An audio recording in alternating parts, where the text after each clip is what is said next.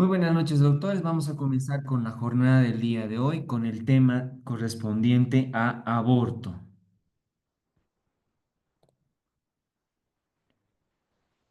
Vamos a empezar con un pequeño caso clínico. Tengo una mujer de 28 años, es su primer embarazo, 7 semanas por fecha de última menstruación, aparentemente dudoso.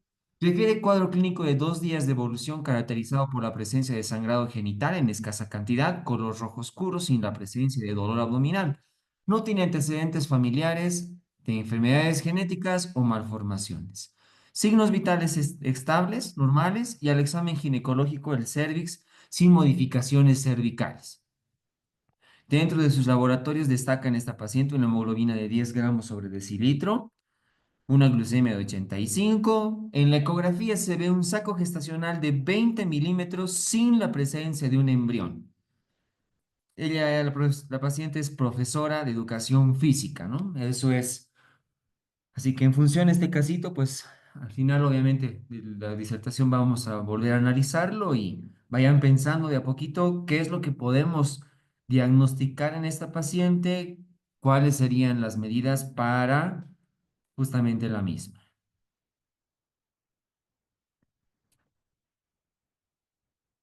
Bien, ya entrando a la definición de aborto, ¿no? Anatómicamente se dice de que un producto a partir de la semana 24 tendría ligeras facultades como para poder sobrevivir, teniendo en cuenta la gran inmadurez pulmonar, pero al menos a las 24 sí ya pudiera ser maduro. Más sin embargo, la definición de aborto es cronológicamente la interrupción de una gestación menor a 20 semanas o con un peso menor a 500 gramos.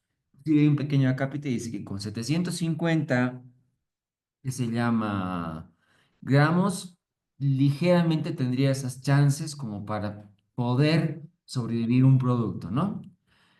Una vez que tenemos clara la definición, tenemos que tener en cuenta las múltiples etiologías que pueden haber. En función al producto, las etiologías genéticas son una de las más importantes, donde van a destacar las trisomías, las más importantes 16, 21 y 22, triploidías y tetraploidías, ¿no? Con alteraciones en las cuales el producto lo más probable es que no va a ser viable. Monosomías del cromosoma X, traslocaciones y algunos de los factores en relación a técnicas de reproducción asistida donde haya alguna alteración cromosómica para la fertilización, ¿no? Entonces, ante estos datos va a haber el hecho de que haya, más sin embargo, un producto que pueda pasar a pesar de estas causas genéticas, es decir, que haya implantación, digo, fecundación primordialmente y con posterior implantación, es muy probable que por estos defectos genéticos o pueda haber una muerte fetal espontánea o que se trate de un producto anembrionado, porque se ha demostrado de que el hecho de que haya la ausencia de la característica genética normal de un producto hace de que el trofoblasto pueda ser muy deficiente y por lo tanto solo hay un embarazo bioquímico, es decir, solo se forma el saco gestacional sin la presencia del embrión. Tenemos también que se llama afectaciones anatómicas, aquí estamos hablando propiamente más de la madre, donde destacan la alteración por tumores, los más frecuentes pueden ser miomas, aunque también pueden haber pólipos. Destacan las sinequias uterinas, que cuando hay signos sintomatología, como por ejemplo la imposibilidad de lograr un embarazo o más adelante está en el capítulo pacientes que tienen menstruaciones muy poquititas o inclusive que llegan a amenorrea, la confluencia de los síntomas más las sinequias hacen el diagnóstico de síndrome de Asherman. Y otro defecto anatómico muy común está en función a la incompetencia ítmico-cervical, que da la característica de producir abortos alrededores del segundo trimestre, casualmente también como parte de amenazas de parto prematuro. Entonces aquí es muy común entre abortos de 12, 14, 16 semanas de embarazo. Y también tenemos que se llama defectos en la implantación propiamente dicha del blastocisto. Se llama, hay una pequeña ventana en función a ciertos días, ¿no? Ya a las 48 horas se produce la duplicación celular por la fecundación y entre el sexto, quinto a séptimo día tendría que haber una implantación. Entonces, si el endometrio de la paciente no tiene una buena capacidad de receptibilidad para esa implantación, pues se puede producir también un aborto espontáneo. Dentro de la etiología, también destaca la carencia que pueda tener la paciente en función al consumo de selenio, oxígeno y proteínas. Una de las causas, entre comillas, endocrinológicas, destaca la insuficiencia de cuerpo lúteo. Sabemos bastante bien de que el cuerpo lúteo, que está producido por el ovario, es el encargado de producir progesterona. Pacientes que tienen una concentración de progesterona menor a 15 nanogramos sobre decilitro son más tendentes a desarrollar insuficiencia de cuerpo lúteo. En este tipo de pacientes hay que suplementar y lo que nos refiere la bibliografía es de 50 miligramos día para las insuficiencias de cuerpo lúteo.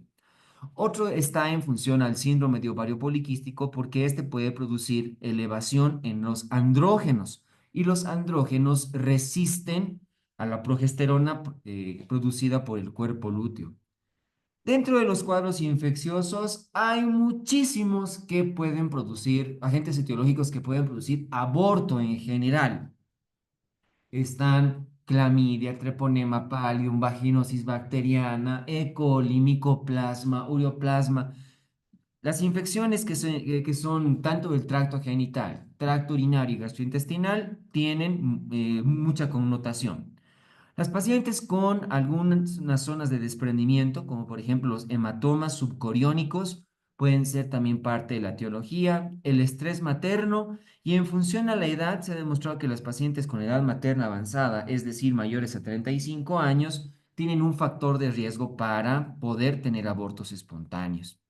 En función a la toxicidad o al consumo, el cigarrillo, el efecto que produce el tabaco en la formación de las metaloproteinasas es muy importante para desencadenar un aborto, ¿no? Pacientes que dicen que consumen más de 4 cigarrillos tienen mayor chance de hacer aborto que las pacientes que no fuman, e incluidas las pacientes que son fumadores pasivas, ¿no? El humo del cigarrillo es lo deleterio para el producto. Una situación muy connotada es lo mismo con el alcohol, el consumo de níquel, las radiaciones, especialmente cuando las radiaciones son apélvica, que influye especialmente el ovario y el útero, el consumo de etilglicol, el óxido nitroso y el etileno que son para esterilizaciones o para, que se llama, consumos anestésicos o el plomo, también intoxicaciones, o el pentaclorofenol son factores del consumo para posibilidades de aborto. Una vez que ya tenemos, entre comillas, la posibilidad etiológica, teniendo en cuenta que es bastante amplia, empezamos con el diagnóstico de las variantes de aborto, ¿ya? Que entre comillas son un poquito inespecíficas en esta bibliografía. Ay, se pasó, espérenme un ratito. Alguien, alguien está apretando su pantallita. Ya, ahora sí, vamos. Tenemos las siguientes variantes clínicas. Primero, amenaza de aborto. Es aquella paciente que tiene dolor abdominal, pero no tiene sangrado y no tiene modificaciones cervicales. ¿Cuándo le llamamos síntomas de aborto? A aquella paciente que ya sí presenta sangrado genital.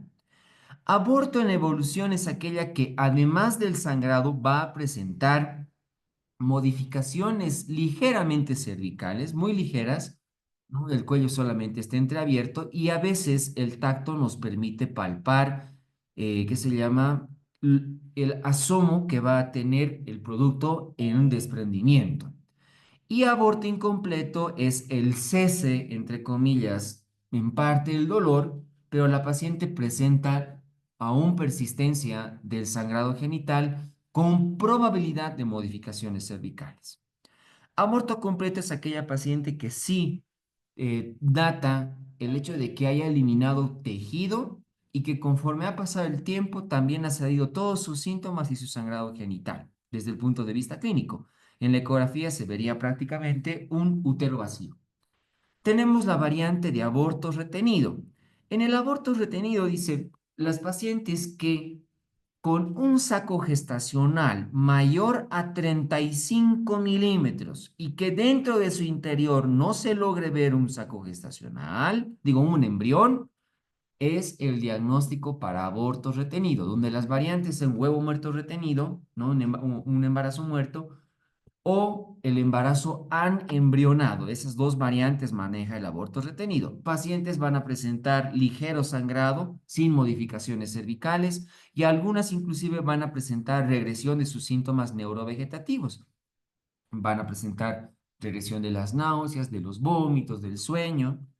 Y tenemos a el aborto inevitable, el cual sí tiene repercusión signo-sintomatológica donde ya las pacientes van a presentar al menos 1 centímetro de dilatación en el cérvix, va a haber una hemorragia profusa importante en la paciente, van a haber zonas de desprendimiento y aquí la bibliografía nos refiere que hay el signo del trompo, porque el útero, el cuello del útero se borra tanto, pero no se dilata muy bien. Esto produce gran dolor en la paciente, presencia de hemorragia, pero la dilatación no permite que se expulse el producto. Pueden haber datos de rotura ovular, por lo tanto, la secreción de un líquido transparente en escasa cantidad y pueden haber también la complicación con un proceso infeccioso hacia la cavidad. Tenemos que, si bien la clínica es muy importante para el diagnóstico, la ecografía nos ayuda bastante para los parámetros del diagnóstico, como por ejemplo la discordancia. Esto es en función a la edad gestacional. Si yo tengo por fecha de última menstruación y es entre comillas confiable, que hayan 8 semanas y el útero aparece un pequeño saquito gestacional irregular y demás, podría ser sugerente, ¿no? Otro está en función a la regularidad que tiene el saco gestacional, que tiene que ser regular, ovoide. Aquí no es muy característico, pero miren, ya tenemos lo que se llama zonas donde hay irregularidad, ¿no? Cuando el saco gestacional está deformado es un dato sugerente. En relación a la reacción decidual, ¿no? Aquí podemos ver, es este halo blanquecino alrededor que tiene el saco gestacional, a esto se le llama reacción decidual, tiene que haber en la presencia de un embarazo en la ecografía. Podemos encontrar zonas de desprendimiento, zonas de hematoma, que cuando comprometen mayor al 50% pueden ser sugerentes para una posibilidad de aborto. Ausencia del embrión, como podemos ver aquí en la imagen, no hay el embrión. Y la ausencia del embrión también tiene que ser en función a la vesícula vitelina. Lo primero que aparece antes de que aparezca el embrión es la vesícula vitelina, es una imagen circular. Muchas veces hasta una gota de sangre puede ser como falsa apreciación, ¿no? Más sin embargo, días después de la aparición de la vesícula vitelina debería aparecer el embrión e inclusive deberíamos ver latido fetal. Podemos ver en la ecografía las zonas del cuello del útero con dilatación, pueden haber borramiento. En incompetencia ítmico-cervical pueden haber las imágenes de funneling, que es como un embudo ante el borramiento. Puede haber protusión del saco gestacionado de las membranas por el cuello del útero, ¿no? O un saco vitelino, como les decía hace un momento, sin embrión. Para eso nos ayuda bastante bien la ecografía. Una vez que establecemos la etiología, que ya más o menos sabemos el diagnóstico según su bibliografía, podemos pasar en función al manejo y al tratamiento. En las amenazas de aborto, el manejo solo es expectante, ¿no? Probablemente, si no requiere la paciente hospitalización, el reposo en domicilio y la ecografía seriada basta y sobra para el manejo de las pacientes. Cuando las pacientes son diagnosticadas de aborto retenido, el manejo será expectante especialmente en primigestas, dice la literatura, esto para evitar que más adelante hayan complicaciones o no someterlas a las posibles complicaciones de una evacuación, porque la evacuación sí puede ser un método, entre comillas, pseudoinvasivo, porque para la evacuación tenemos el uso de prostaglandinas sintéticas del tipo E2, como por ejemplo el misoprostol, el tallo de laminaria, que es la administración de un tronco en el cuello del útero que produce dilatación, o también usamos el método de Kraus, que consiste en la administración mediante una sonda Foley de 25 a 50 mililitros para la insuflación del el despegamiento del saco gestacional por el útero, ¿no? Con estos métodos podemos realizar evacuación. Las pacientes con aborto en evolución sí o sí deben ser con legrado, mejor si es mediante aspiración, pero también se puede realizar con legra simple, donde la radiografía también nos da las pautas para realizar un correcto legrado, que es pacientes con encilla ginecológica, con medidas antisépticas, se coloca un especulo vaginal, se identifica bastante bien el cuello del útero y con una pinza POSI o una pinza de tenaza o erizo, se pinciona el labio superior del cuello del útero, ya el labio superior, y con ello se tracciona para rectificar el útero. Por ende, se puede realizar mejor el procedimiento de un legrado por aspiración o por curetaje. ¿No? Entonces es la técnica para realizar. En todos los casos de aborto completo, solamente la técnica, digo, el manejo será expectante. Y es que tienen preguntitas, doctores, les pido por favor, esperemos hasta el final. Con todo gusto voy a resolver todas las dudas que tengan. Una variante importante al momento de hablar sobre aborto es aquellas pacientes que tienen aborto recurrente, que es la presencia de tres o más abortos en una paciente, ¿ya? Entonces, cuando hay abortos recurrentes, es imprescindible investigar un tanto más porque estas pacientes son de mayor cuidado. Primero investigamos la etiología en regular. Las pacientes que se llama, como habíamos visto, todas las etiologías previas, hay algunas que pueden tener algunas implicancias mayores, ¿no? Como por ejemplo en los cuadros de infecciones, las infecciones por ureoplasma y micoplasma tienen más tendencia en hacer aborto recurrente. Como por ejemplo en incompetencia ísmico-cervical, será importante la realización de un tratamiento que se llama el cerclaje cervical, que está indicado entre las alguien está tocando su pantallita, que se llama Será mejor realizarlas entre las semanas 12, 14 a 16, ¿no? Que consiste en una sutura no reabsorbible en cuatro cuadrantes. Esta es la técnica de McDonald para mantener cerrado ese cuello del útero y evitar que haya la incompetencia, ¿no?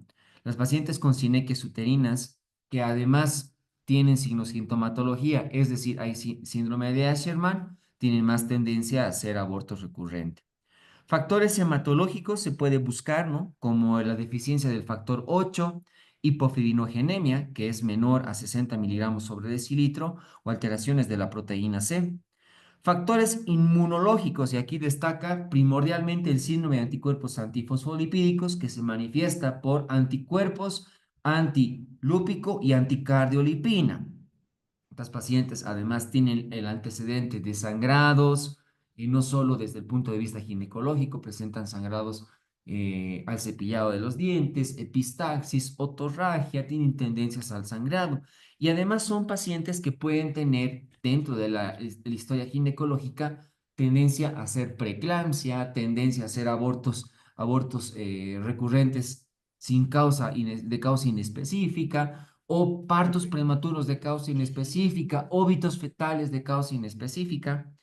Por lo general, las pacientes con síndrome de anticuerpos antifosfolipídicos reaccionan bastante bien al tratamiento con aspirina, heparinas de bajo peso molecular y prednisonas, y algunas inclusive tienen el requerimiento de inmunoglobulina. O a pacientes con antecedentes tóxicos también son sugerentes para abortos recurrentes. De todos modos, Aparte de investigar todo esto, la bibliografía no sugiere que en pacientes con abortos recurrentes se les solicite CA 125, interleucina 6 y complemento a modo de investigar otro tipo de situaciones bastante no frecuentes. Un detalle importante con una que se llama epidemiología en Sudamérica, pues nuestro país no es exento, aunque la literatura no habla prácticamente mucho o nada en relación a nuestra realidad, son los abortos inducidos, es decir, los abortos provocados. Y en función a ello, pues tenemos los abortos que son ilegales y los abortos que son legales. Dentro de los que son legales, entre comillas, tenemos en las definiciones los abortos libres, que son aquellos que la paciente por X motivo o circunstancia encontró la vía legal para interrumpir su embarazo, ¿no? Ya sea por causas sociales, por causas personales. Tenemos los abortos de eugenésicos. Estos son aquellos que se ha demostrado de que el producto puede tener una malformación incompatible con la vida, muy difícil. Entonces se hace la interrupción del embarazo de manera previa. Los embarazos terapéuticos cuando el embarazo está atentando la vida de la salud de la madre, se puede realizar el aborto o abortos de causas mixtas, ¿ya? Desde el punto de vista legal.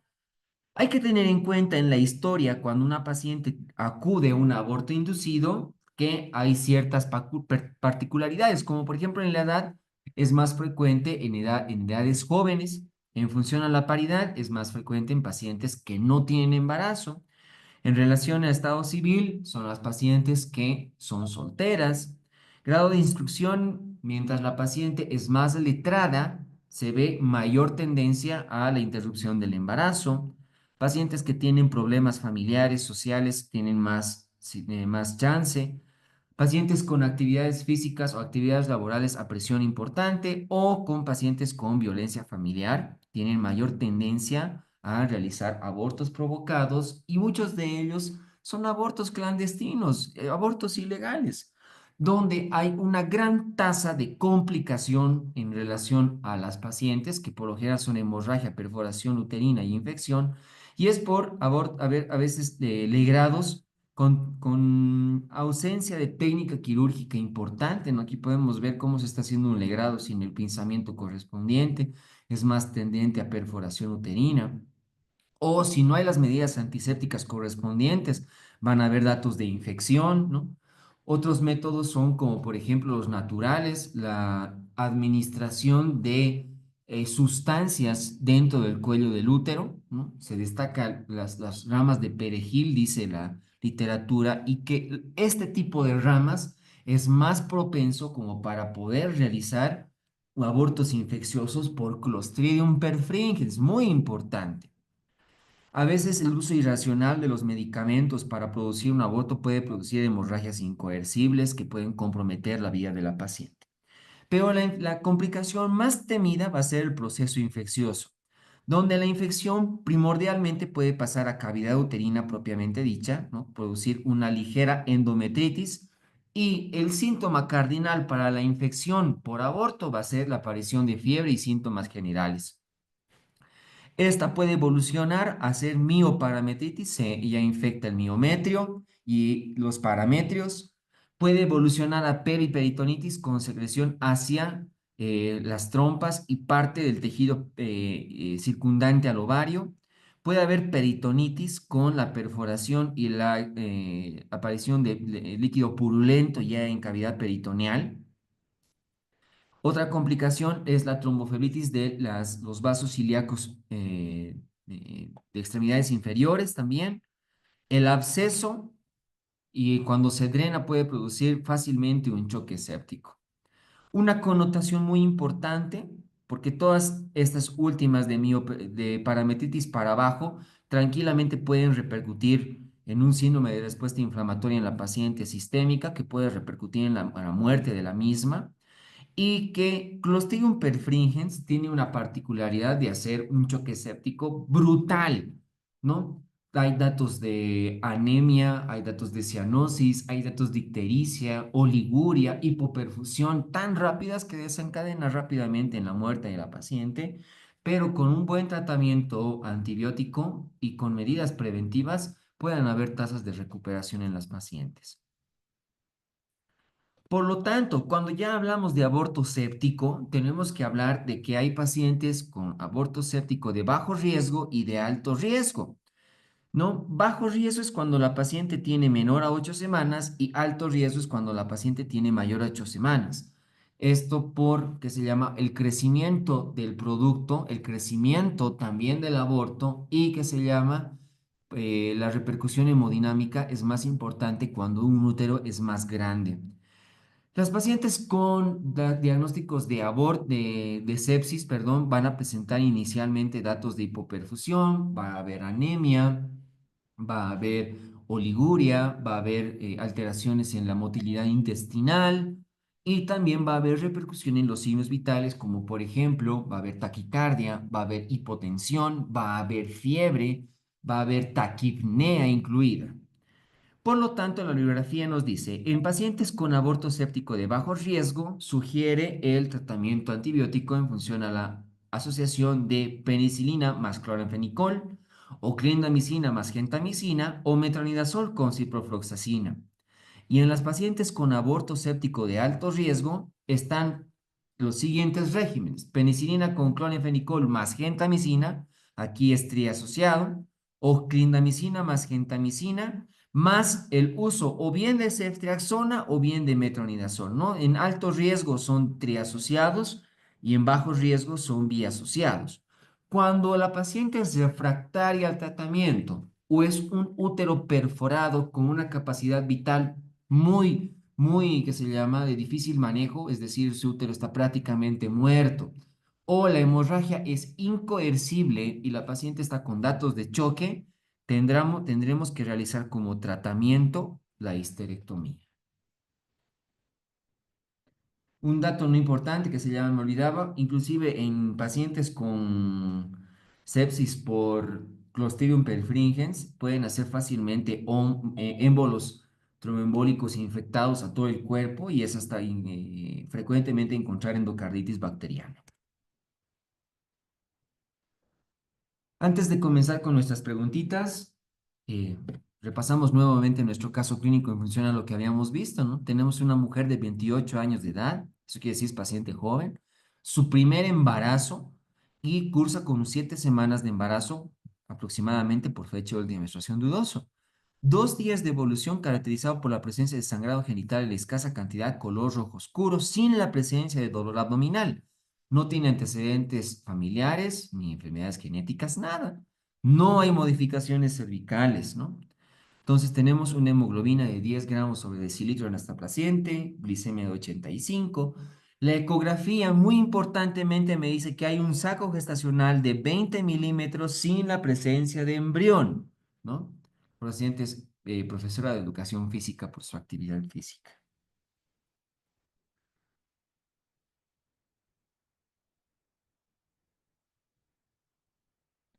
Muchos están colocando la posibilidad o bien de aborto incompleto o bien de aborto retenido con la posibilidad de que sea un embarazo anembrionado. Si hacemos el sesgo por la bibliografía, doctores, donde hay sangrado genital con dolor abdominal, estos son síntomas de aborto, ¿ya? Son síntomas de aborto, porque no hay modificaciones cervicales como para poderle llamar un aborto en evolución. Ahí prácticamente estuviéramos diciendo de que no lo es. Y tampoco es que se llama un aborto incompleto porque no hay ligera modificación cervical. Por lo tanto, me quedo con síntomas de aborto, una posibilidad, o sí, la otra tendría que ser embarazo, aborto retenido. La bibliografía les dice, doctores, de que a veces el punto de corte para esperar de que realmente sea un aborto retenido es esperar a 35 milímetros por si acaso, ¿no? No estoy diciendo de que no sea aborto retenido, es una gran posibilidad, pero lo mantendría como síntomas de aborto. Síntomas de amenaza de aborto, diré, así está en su biografía, ¿ya? Por lo tanto, ¿qué haría yo en esta paciente? ¿Cuál sería mi conducta? ¿Hago evacuación? ¿Haría un manejo expectante?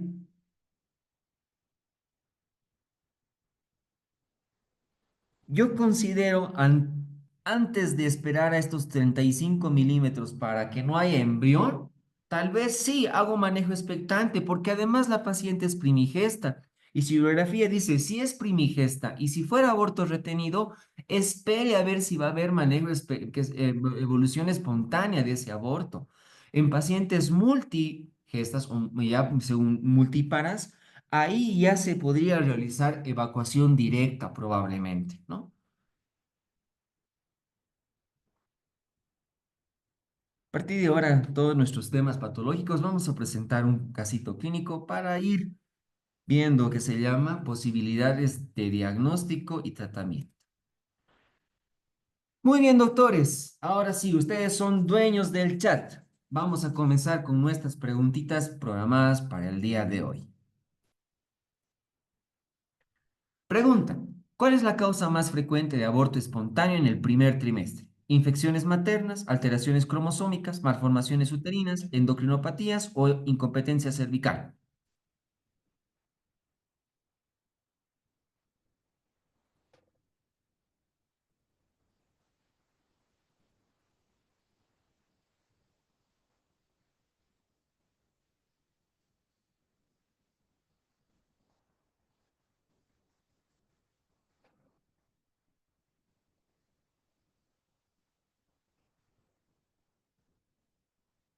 Cuando hablamos de primer trimestre, sí.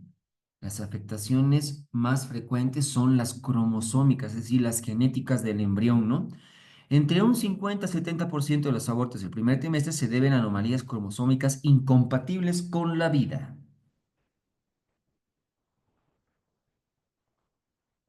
¿Cuál de los siguientes factores maternos aumenta el riesgo de aborto espontáneo? Edad menor a 20 años, edad mayor a 35 años, bajo peso materno, deficiencia de hierro o ejercicio físico moderado.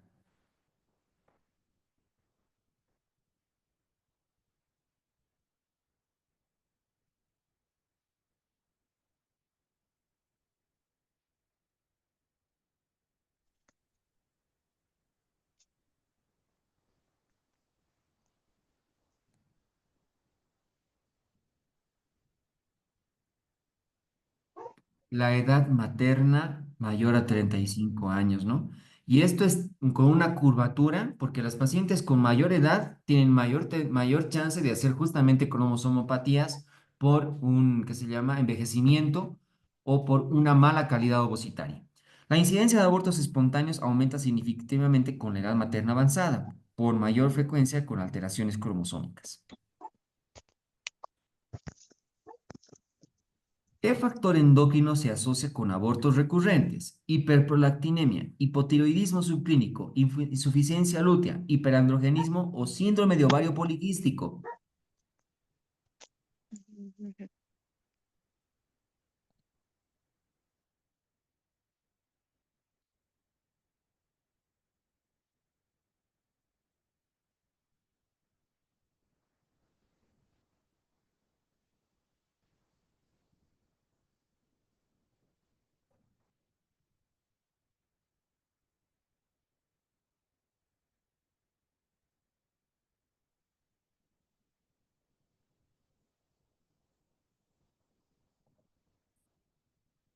¿Por qué no? Tal vez pudiera encontrar como dos respuestas, pero cuando hablamos de recurrente, tal vez ahí le da el acápite de la diferencia, ¿ya? Primordialmente es la insuficiencia lútea. La deficiencia de progesterona en la fase lútea impide la adecuada preparación endometrial para la implantación y mantenimiento del embarazo. Ya habíamos visto, sí, el ovario poliquístico puede hacer de que haya elevación de los andrógenos, pero no es tan frecuente. ¿Qué hallazgo ecográfico indica un aborto inevitable? saco gestacional vacío, saco colapsado y cérvix dilatado, endometrio trilaminar, masa anexial o vesícula vitelina deforme.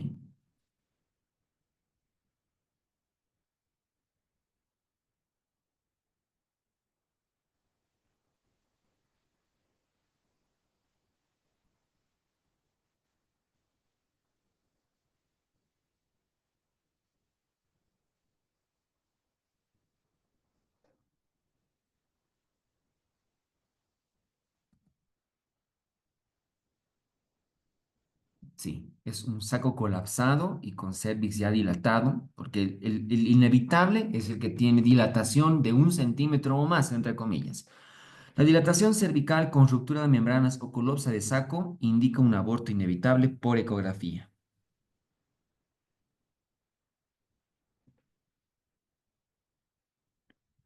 ¿Cuál es la causa principal de aborto séptico? Uso de metotrexate, endometritis puerperal previa, infección urinaria materna, anemia severa materna o maniobras abortivas inseguras.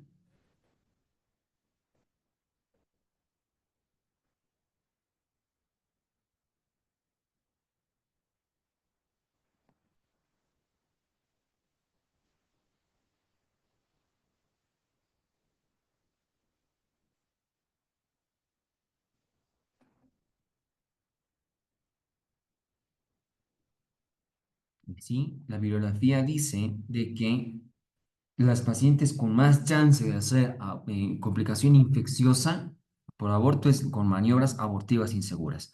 La introducción de material séptico en el útero durante abortos provocados es la causa más frecuente de un aborto séptico.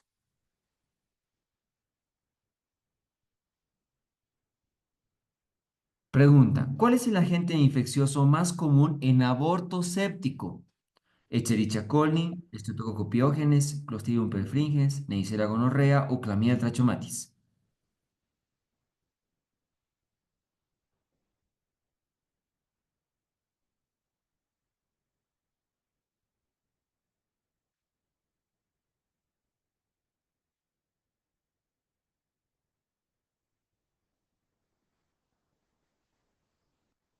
Algunos, algunos los pesqué ahora sí.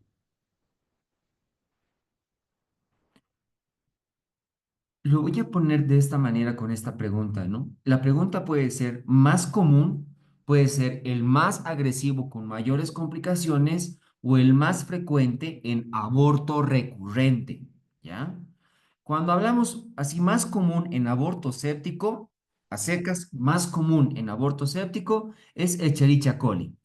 E. coli y anaerobios mixtos son los agentes más frecuentes en infecciones uterinas post-aborto, ¿ya? Cuando decimos más frecuente, E. coli, pero con mayor letalidad, ahí sí les puedo decir Clostridium perfringens. Y cuando es para aborto recurrente, las infecciones son por micoplasma y ureoplasma.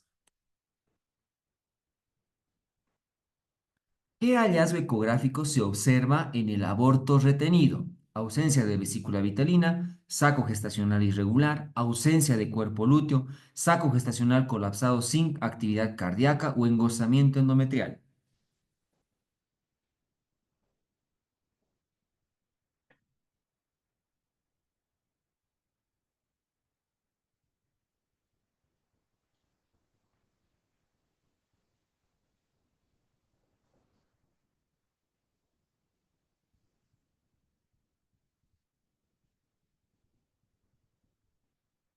Sí, un saco gestacional colapsado sin actividad cardíaca es sugerente para aborto retenido, ¿no?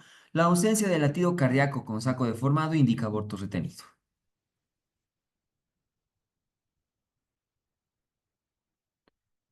¿Qué tipo de aborto se caracteriza por dolor abdominal, sangrado y cérvix abierto sin expulsión?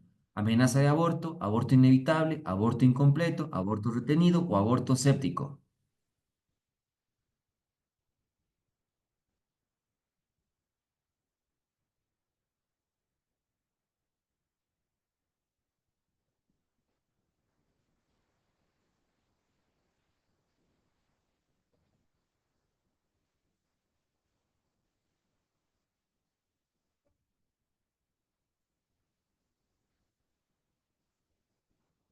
Aquí la clave del éxito, por si acaso, creo que ahí está en el cervix, por si acaso. Es aborto inevitable. El aborto inevitable, la dilatación cervical, indica que el proceso de expulsión es irreversible. Ya modificaciones cervicales, abierto 1 centímetro, es aborto inevitable. Para los que decían aborto retenido, por lo general el aborto retenido no tiene modificaciones cervicales. Justo por el caso de nuestra paciente, además, ¿no? ¿Qué tratamiento médico puede utilizarse para apoyar el cuerpo lúteo en amenaza de aborto? Estrogenoterapia, prolactina, antiprostalandínicos, ácido fólico o progesterona.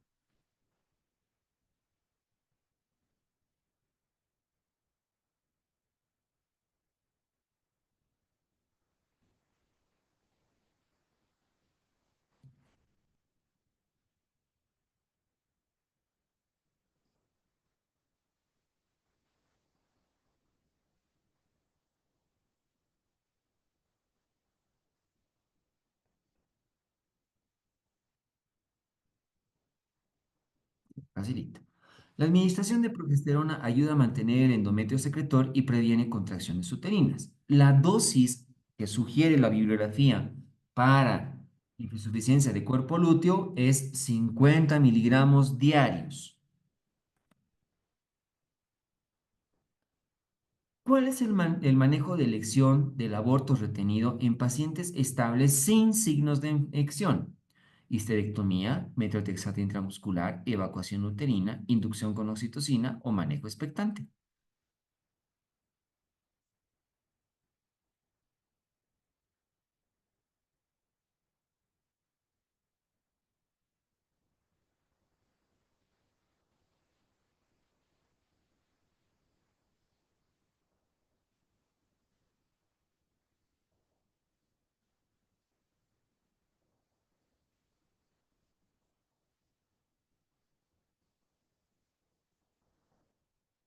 Bueno, aquí también creo que puede haber como que dos respuestas, pero tal vez aquí no me está diciendo si es primigesta o si es multigesta, ¿no? Entonces, a secas tendría que ser evacuación uterina. Obviamente también puede ser expectante siempre y cuando la paciente sea primigesta. Eso dice su bibliografía. El aborto retenido requiere evacuación del contenido uterino para prevenir coagulopatías y complicaciones infecciosas. La vía se individualiza según las condiciones, ¿no? Ahí está el detalle. Hay que hacer la evacuación.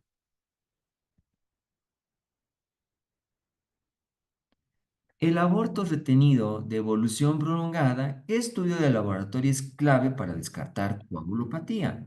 Fibrinógeno, bilirrubinas, recuento de plaquetas, factor 8, hemoglobina corpuscular media.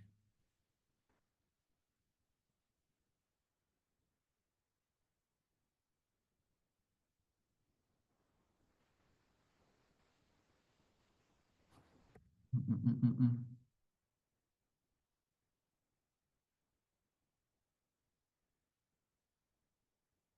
Me olvidaba decir, ¿no? La coagulopatía de consumo, porque también puede provocar coagulación intravascular diseminada, es los abortos retenidos de larga data. Por lo tanto, para su estudio se utiliza fibrinógeno. La retención prolongada del producto puede desencadenar hipofibrinogenemia y coagulación intravascular diseminada. La medición de fibrinógeno permite detección y manejo oportuno.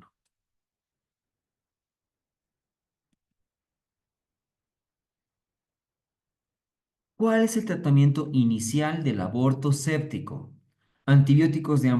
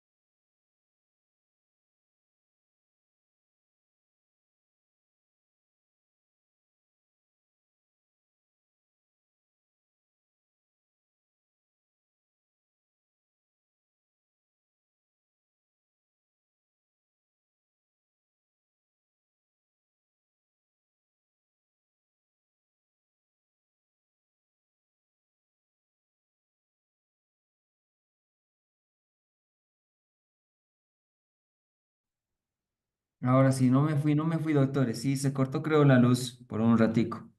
¿Cuál es el tratamiento inicial de un aborto séptico?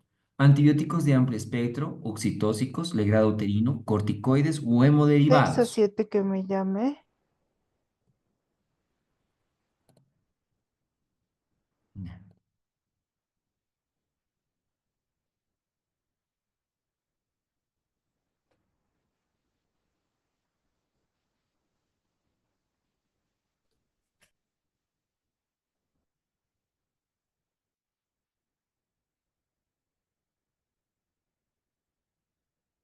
Antes de cualquier procedimiento, primero antibióticos, ¿ya?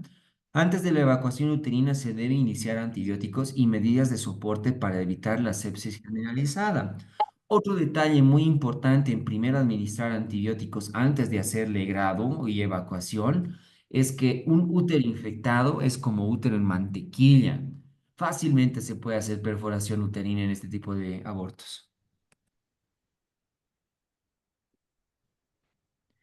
¿Qué complicación es más frecuente tras un aborto séptico maltratado? Sinequias uterinas, endometriosis, embarazo ectópico, incompetencia cervical o embolia pulmonar.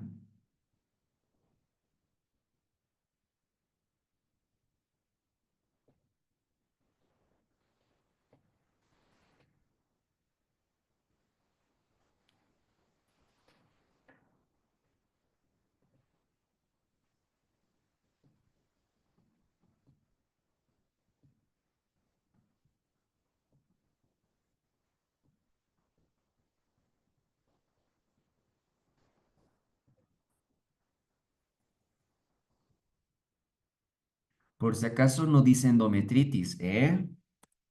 Por si acaso. La respuesta es sinequias uterinas. Las infecciones posaborto pueden causar adherencias intrauterinas. A esto se le llama síndrome de Asherman cuando hay signosintomatología, como en este caso, esterilidad secundaria.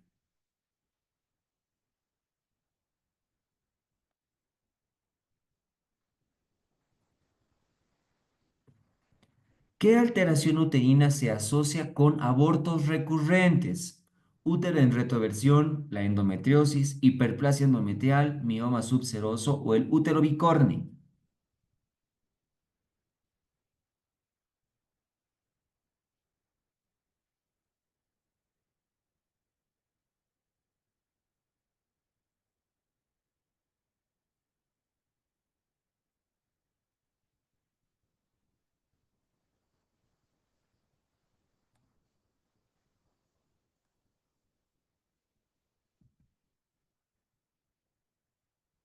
Útero bicorne. Las malformaciones uterinas como el útero bicorne o septado dificultan la implantación y desarrollo normal del útero. Digo, del embarazo, perdón.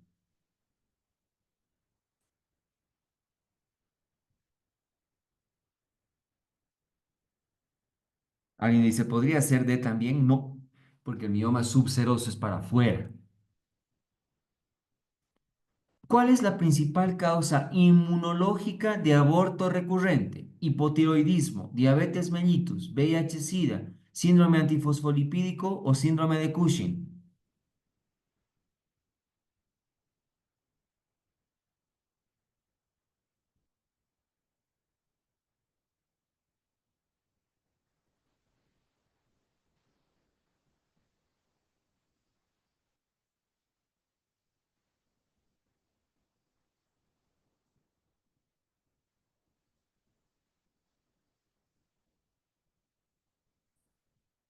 Sí, no hay para perder. Síndrome antifosfolipídico. La presencia de anticuerpos antifosfolípidos causa trombosis placentaria y pérdida fetal recurrente. Produce un consumo prácticamente de toda la base y hace que la paciente sangre harto además. ¿Qué tratamiento mejora el pronóstico en pacientes con síndrome antifosfolipídico y aborto habitual? Progesterona, heparina y aspirina, corticoides, estrogenoterapia o antiprostaglandínicos.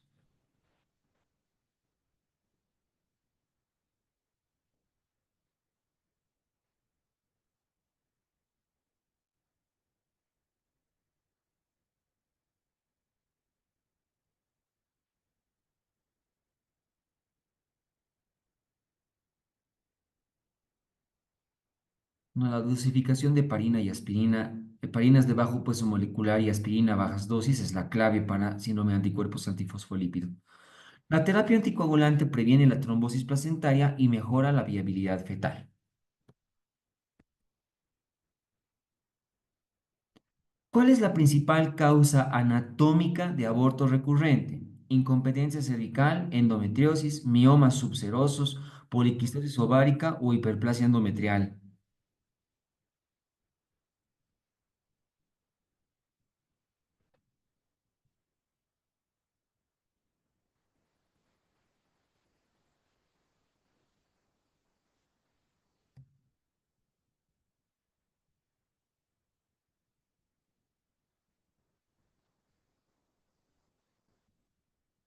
Sí, bueno, sencilla, ¿no? Porque la incompetencia cervical es la que produce entre las 12 y 16 semanas, ¿no? La debilidad cervical impide mantener el embarazo a partir del segundo trimestre.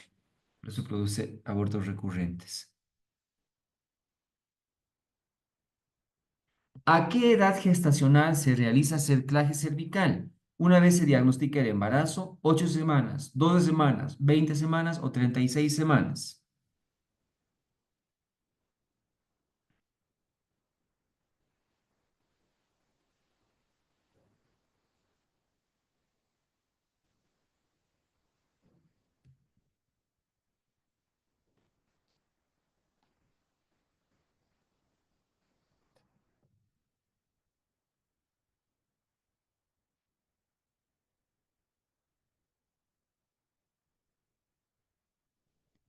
El cerclaje de McDonald o Shidocar refuerza el cuello y previene abortos recurrentes entre las 12 y 14 semanas de gestación por incompetencia ítmico-cervical. La respuesta es 12 a 14 semanas.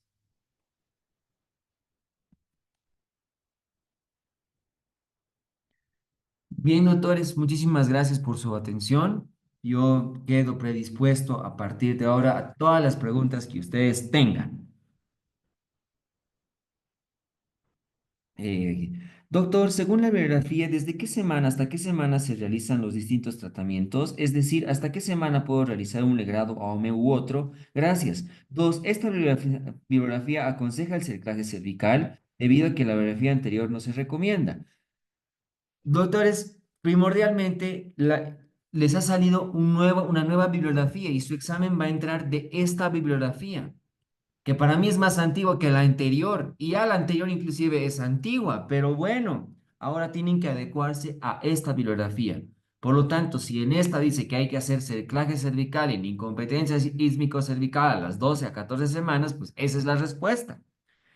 Referente al tratamiento, tampoco es que dice en un legrado con qué edad gestacional, hasta cuándo debería hacerlo, ¿no? Solamente si dice que embarazos mientras más grandes, mayor la posibilidad de complicaciones y de tener que hacer una evacuación más mecánica, es decir, ya sea por aspiración o legrado instrumental.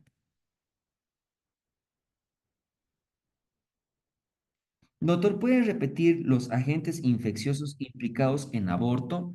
Como memotécnico lo digo, ¿no? Porque todas las bacterias que son del tracto genital, urinario e inclusive gastrointestinal pueden producir, que se llama como etiologías de aborto, ¿no? Ahí está clamidia, está gonorrea, está vaginosis bacteriana, treponema pallidum, E. coli, están anaerobios, están, que se llama microplasma, toditos ellos hacen como etiología de aborto. Pero si yo digo cuál es la causa más frecuente para, que se llama aborto séptico, más frecuente es E. coli, el más frecuente. Ahora, el más letal, Clostridium perfringens. Y cuando hay una cápita que dice en aborto recurrente, es más frecuente por la presencia de micoplasma y ureoplasma. Doctor, no me quedó claro la diferencia entre aborto inevitable y aborto retenido. Clínicamente inevitable, modificación del cuello del útero, dilatación de 1 centímetro, tiene que haber 1 centímetro de dilatación, hemorragia profusa, con que se llama datos de desprendimiento y hay que se llama el signo del trompo, ¿no? Por el desprendimiento. Eso es en aborto inevitable.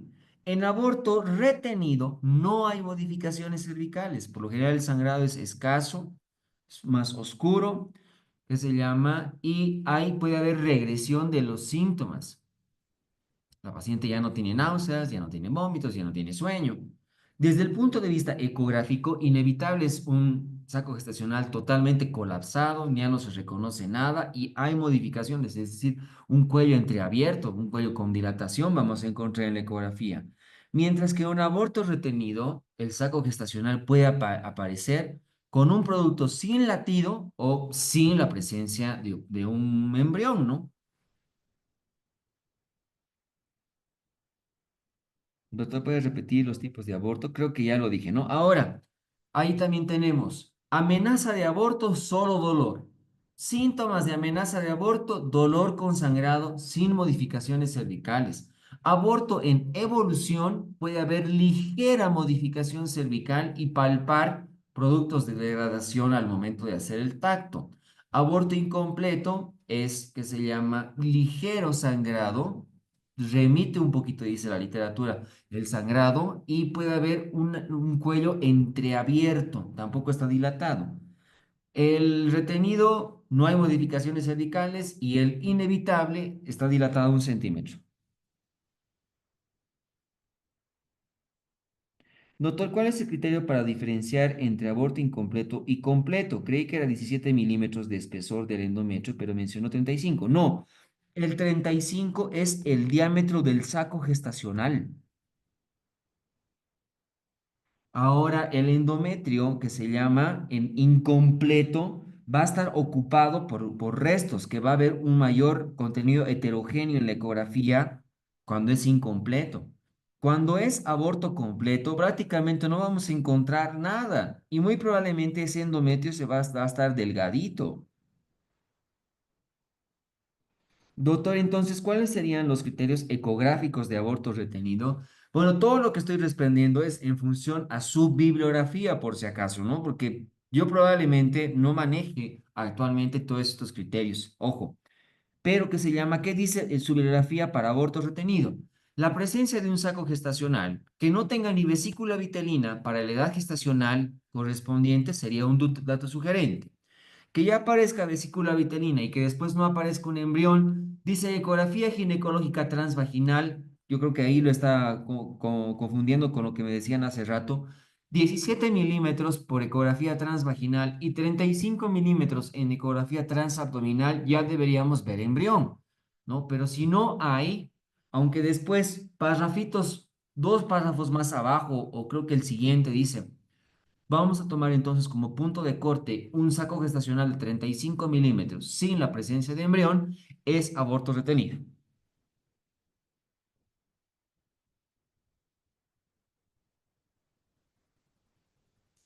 Bueno, yo particularmente no considero que el libro sea trucho, doctores, pero sí les puedo decir que es antiguo, está desactualizado. Ese es el gran detalle en función a la bibliografía anterior. ¿Cuándo es aborto recurrente según el libro de Pérez Sánchez? 3 o más abortos. Aquí ahora es 3 o más abortos. ¿Qué tipo de miomas están relacionados con el aborto? En realidad, los submucosos, los que están dentro de la cavidad, y entre comillas, parte de los intramurales, pero los subserosos por lo general no confluyen con de ser muy peligrosos para aborto. ¿Qué es el síndrome de Mondor? Es una complicación por el Clostridium perfringens. Es el síndrome icterazoémico de Mondor. Las pacientes van a presentar palidez por una anemia marcada, van a presentar cianosis por hipofibrinogenemia y además van a presentar ictericia por, que se llama un aumento de la bilirrubina por una hemólisis muy importante, ¿no? También se le llama síndrome vermicolor o síndrome tricolor a este tipo de pacientes. Casi hoy en día ya no vemos este tipo porque ya ha ido mejorando la técnica de diagnóstico y las formas de prevención para las pacientes. Doctor, ¿puede repetir lo de útero bicorne? Dentro de las malformaciones uterinas, la más frecuente es el útero bicorne o el útero septado. Es un útero en forma de corazón, ¿no? Donde prácticamente es 2 úteros. Es no solo causa de aborto recurrente, porque también es aborto en general, pero cuando hablamos de recurrente, desde el punto de vista anatómico, es de los más frecuentes y también es lo más frecuente para amenaza de parto prematuro. Y me preguntan, ¿cuáles son las complicaciones del aborto? En esta bibliografía está muy pegado a cuando el aborto es clandestino, entre comillas, ¿no? Donde las complicaciones son hemorragia, perforación uterina e infecciones. Yo le aumentaría unita más que dice su bibliografía en el acápite de infecciones, infertilidad a futuro. ¿Qué día será la siguiente clase, doctor? El día sábado nos vemos a las 7:30 de la noche. Diferencia de aborto en evolución y aborto inevitable. Ya les dije, ¿no? Aborto en evolución dice de que puede estar ligeramente reblandecido ese cuello del útero y podríamos palpar parte del tejido. Mientras que en inevitable, 1 centímetro de dilatación ya debe haber y debería haber una hemorragia profusa, con zonas de desprendimiento y como hay borramiento, pero no con una dilatación importante y el signo del trompo.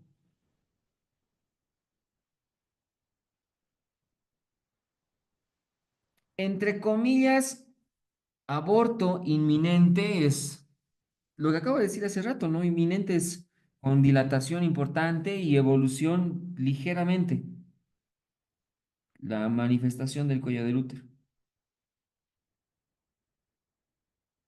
Doctor, ¿cuál es la diferencia entre síntomas de amenaza de aborto y amenaza de aborto? Amenaza de aborto, no hay sangre. Síntomas de amenaza de aborto, hay sangre. Esa es prácticamente la única diferencia. Raro, pero es la única diferencia. Amenaza de aborto dice dolor sin sangrado. Síntomas de amenaza de aborto dice dolor sin sangrado. Ambas no tienen modificaciones cervicales. Doctor, el AMEU, ¿hasta qué edad gestacional se puede realizar? Bueno, hoy tenemos como punto de corte que el AMEU es hasta las 12 semanas y a partir de las 12 semanas se realiza el grado.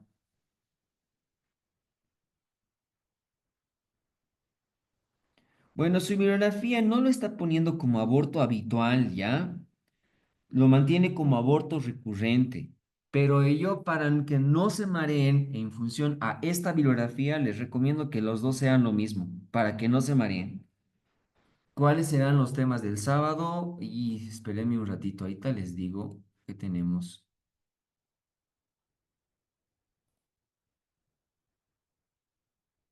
Espérenme un ratico.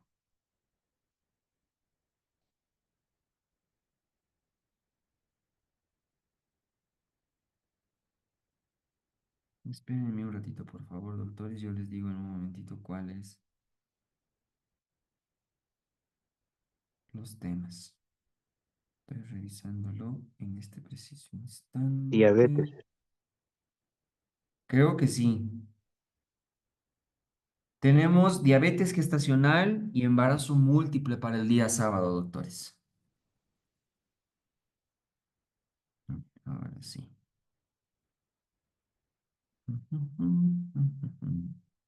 Aborto diferido, doctor. Me está preguntando o me está haciendo, ¿qué se llama? Una aseveración. Pero aborto diferido es lo mismo que aborto retenido. Pero en esta bibliografía no sale aborto diferido, así que no se complique con el término, doctor. La dosis de aspirina, doctor, buenas noches. Depende. ¿Qué se llama? Cuando lleguemos al tema de preeclampsia, se van a dar cuenta de que dice que la dosis para embarazo es la menor posible, menor a 100 miligramos.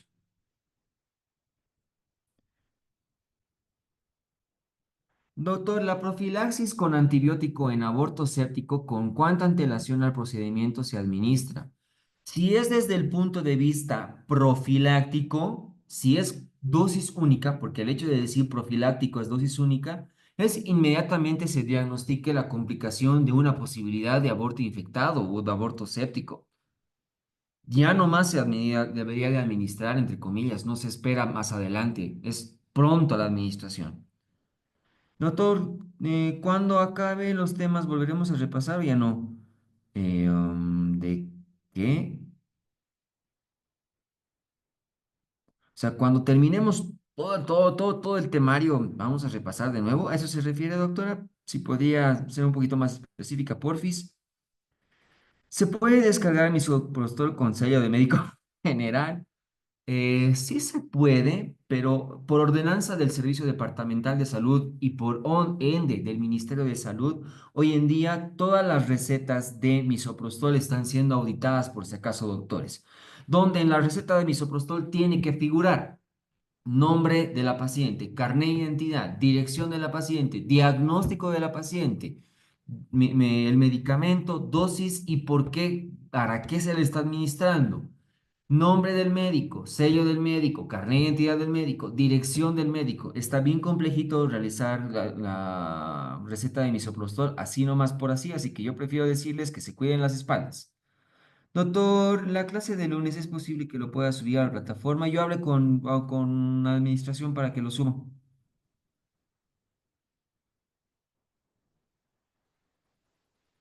¿Cuál es la edad gestacional más frecuente en que ocurre el aborto espontáneo? De 8 a 12 semanas, ¿verdad, doctor? Es dependiendo de la causa. Muchas de las veces, yo creo que inclusive tal vez le podemos bajar a 6 semanas y de 6 a 10 es en los intervalos de tiempo en lo cual más frecuentemente se producen los abortos espontáneos. Sí, doctor, a eso me refería.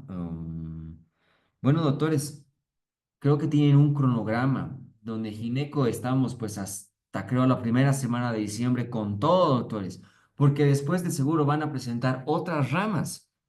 Yo particularmente no sabría decirles si va a haber un repaso general de ginecología y obstetricia. Creo que se apertura un mesecito antes del examen, el intensivo, ¿no? Pero eso lo tendrían que preguntar con la administración.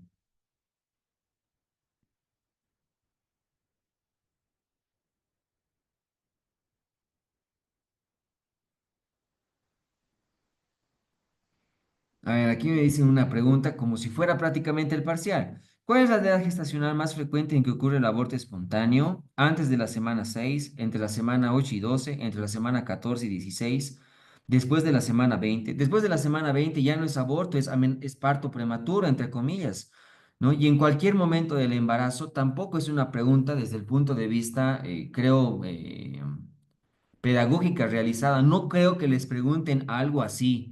Por lo tanto, me voy a quedar solo con las tres opciones primeras, antes de la semana 6, de 8 a 12 y de la semana 14 a 16. No puede ser de la 14 a 16 porque esto sería más como para aborto recurrente. La descarto. Por lo tanto, voy a dejar en parte como que pueda ser entre la semana 6 a 8. Por lo tanto, A y B con probabilidad de ser posibles en esta formulación de pregunta que me hace. Doctor, en el aborto en evolución, entonces, ¿solo hay reblandecimiento del cuello sin dilatación? Eso es lo que dice su bibliografía, doctor. No, en el aborto en evolución dice, y puedo tactar parte, que se llama al tacto vaginal, puedo tactar, que se llama productos, que se llama tejido, digamos. Doctor, después de un aborto, ¿cuánto tiempo debe esperar una paciente para quedar embarazada? Ya que estamos haciendo bien sesgados y bien quisquillosos al momento de dar la respuesta, creo que tendría que ser en función a qué tipo de aborto y por qué causa fue. Generalmente se dice que se debe esperar entre 4 a 6 meses para un nuevo embarazo, como para que ese endometrio recupere del aborto, que haya una buena regularidad del ciclo menstrual y todo lo demás. Pero ya me imagino un aborto recurrente por incompetencia ísmico-cervical, probablemente habrá que esperar un poquito más de tiempo para darle mejores condiciones a la paciente.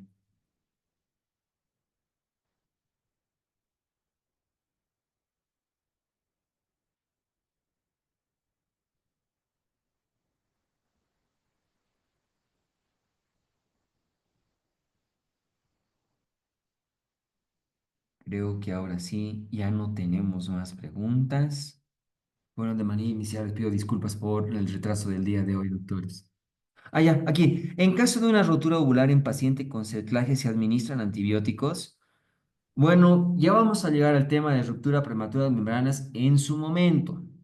Pero si hay la ruptura del saco ovular en una edad gestacional menor a 20 semanas, no es para, ¿qué se llama?, abrir ese cercaje cervical. Probablemente la dosis de antibióticos será profilácticas y que salga, porque si no, es un embarazo no viable.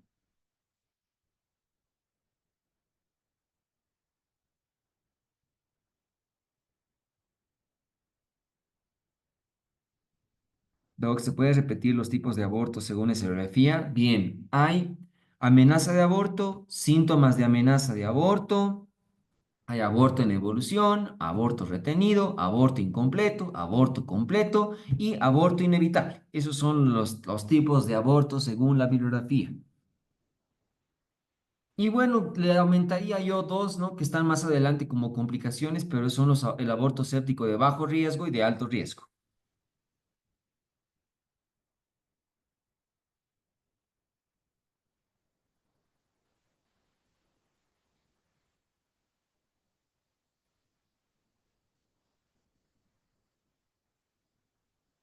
Súper. Doctor, después de realizar un AMEO, un legrado, ¿qué antibiótico se debe dar a la paciente? Depende. Si es un aborto no infectado, ninguno. Si es un aborto infectado, está en función a la edad gestacional. Que yo para que no se maree, doctora, prefiero que maneje esos antibióticos que para bajo riesgo o para alto riesgo utilice los antibióticos. Ya sabes, si es bajo riesgo, bi asociado. Si es alto riesgo, tri asociado. Si me pregunta experiencia personal o por lo que dice la última guía, solo es un antibiótico en caso de aborto infectado o pueden ser más dependiendo del caso de la paciente, evidentemente, ¿no? Y se utiliza mucho ciprofloxacina hoy en día, pero no se maree, doctora. Ahorita su bibliografía es la clave para el ingreso.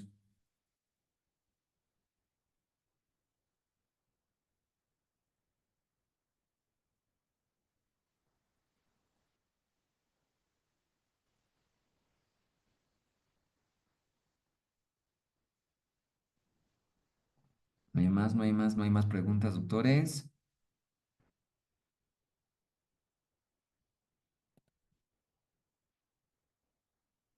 Bien. Ahora sí, creo que ya no hay más preguntas, doctores.